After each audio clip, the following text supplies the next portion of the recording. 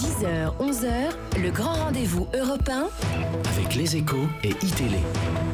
Insupportable, inacceptable. Je considère que l'école doit être sanctuarisée. Une fois qu'on a dit ça, qu'est-ce qu'on de... fait avec ces élèves Oui, mais attendez. violents ? Et parfois, c'est juste à l'extérieur de l'école.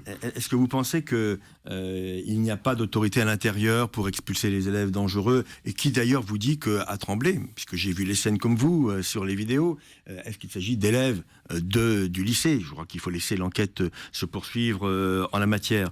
Par contre, l'éducation nationale doit être aux côtés des enseignants, aux côtés des personnels administratifs, pour qu'ils puissent porter plainte, parce que parfois ils peuvent avoir peur de porter plainte pour éventuellement d'éventuels... le mieux, ce serait de ne pas se faire casser la mâchoire. Oui, mais bien sûr, mais vous savez, nous avons des millions d'enseignants dans notre pays, des millions d'élèves. Je ne voudrais pas que, parce qu'il y a ces cas absolument inacceptables, on puisse considérer que l'école va mal dans notre pays. Très concrètement, cela doit être sanctionné. L'enquête doit se poursuivre. L'éducation nationale doit être aux côtés, naturellement, dans les procédures judiciaires de ces personnels.